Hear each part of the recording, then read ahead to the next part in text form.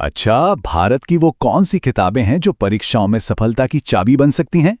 चलिए, आज भारत के साहित्यिक इतिहास की एक यात्रा पर निकलते हैं और उन रचनाओं को जानते हैं जो न सिर्फ हमारी संस्कृति को दिखाती हैं, बल्कि प्रतियोगी परीक्षाओं के लिए बहुत ही ज्यादा जरूरी हैं।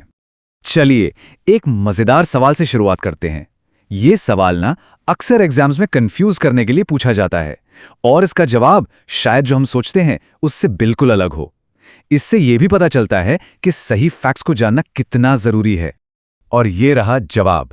देखिए, अर्थशास्त्र जिसका नाम सुन के लगता है कि ये इकोनॉमिक्स पर होगी, असल में राजनीति विज्ञान और शासन कला पर एक बहुत ही गहरी किताब है। ये एग्जाम में पूछा जाने वाला एक फेवरेट क्वेश्चन है, जिससे ये पता चलता है कि किसी की समझ कितनी गहरी है। आज हम ऐसी ही कई जरूरी जानकारियों को खंगालेंगे। हमारी यह यात्रा शुरू होगी प्राचीन ग्रंथों से, फिर हम संस्कृत के स्वर्ण युग से गुजरेंगे, मध्यकालीन इतिहास को समझेंगे और आखिर में आधुनिक और स्वतंत्र भारत की प्रभावशाली आवाजों तक पहुंचेंगे। तो चलिए, पहले पड़ाव से शुरू करते हैं। यहाँ हम उन मूलभूत ग्रंथों को देखेंगे जिन्होंने शुरुआती भारतीय ज्ञान प्रणालियों की नींव रखी। इस लिस्ट में भारतीय सोच के 3 स्तंभ हैं। पहले हैं वेद व्यास, जिनके महाकाव्य महाभारत और भगवद गीता आज भी उतने ही प्रासंगिक हैं। फिर आते हैं पाणिनि, जिनकी अष्टाध्यायी ने संस्कृत ग्रामर को एक ऐसा ढांचा दिया जो आज तक बेजोड़ है। और हाँ, प्लिनी की नेचुरल हिस्ट्री को भी नहीं भूलना चाहिए, जो प्राचीन विज्ञान की एक झलक देती है। ये तीनों नाम और उनकी रचनाएं किसी भी परीक्षा के लिए बेसिक नॉलेज हैं।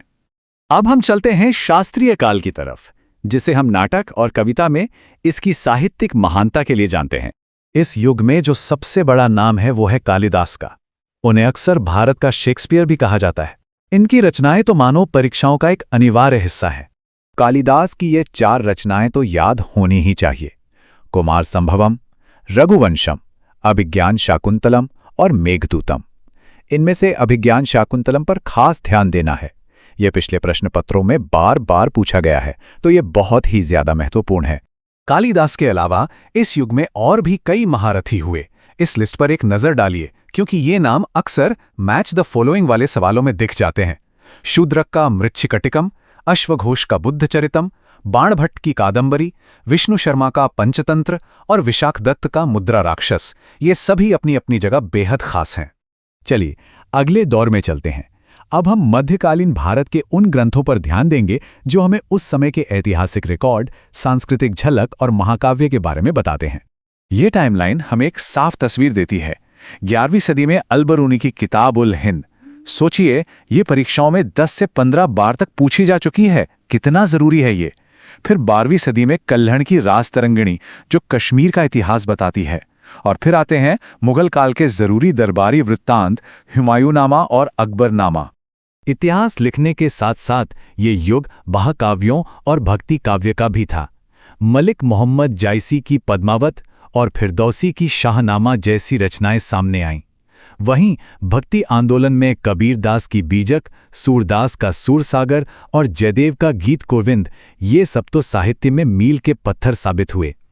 और अब हम आ गए हैं आधुनिक साहित्य के दौर में, जिसकी शुरुआत हिंदी साहित्य के बड़े बड़े दिग्गजों से होती है। जब भी आधुनिक साहित्य की बात होती है, मुंशी प्रेमचंद का जिक्र तो आएगा ही। उनकी कहानियां आम भारतीय जीवन से गहराई से जुड़ी थीं। परीक्षाओं के लिए उनके ये 4 उपन्यास खास तौर पर जरूरी हैं: गोदान, गबन, कर्मभूमि और रंगभूमि। ये नाम सीधे सीधे पूछ लिए जाते हैं। ये टेबल आधुनिक हिंदी कविता के स्तंभों को दिखाती है। जयशंकर प्रसाद की कामायनी, निराला जी की अनामिका और दिनकर जी की कुरुक्षेत्र। लेकिन यहाँ एक बात पर खास ध्यान देना होगा: महादेवी वर्मा की यामा, जिसे बहुत महत्वपूर्ण लिखा गया है, क्योंकि इस पर अक्सर सवाल बनता ही बनता है। इस दौर के कुछ और सितारे भी हैं जिन्हें हम नहीं भूल सकते।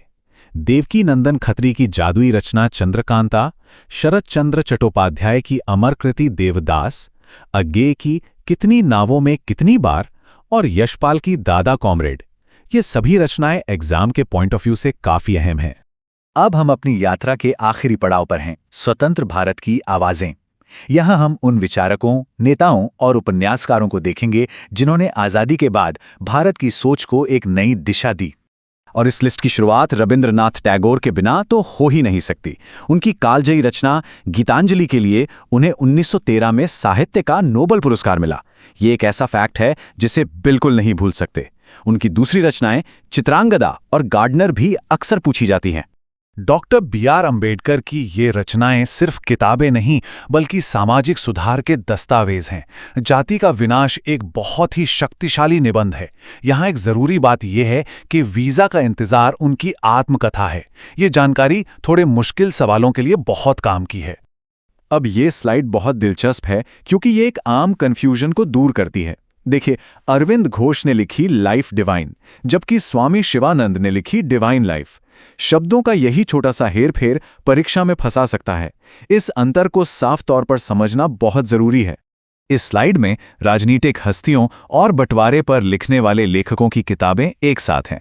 सरोजनी नायडू की द ब्रोकन विंग्स अक्सर पूछी जाती है, लेकिन खुशवंत सिंह की ट्रेन टू पाकिस्तान तो परीक्षकों की पसंदीदा किताबों में से एक है।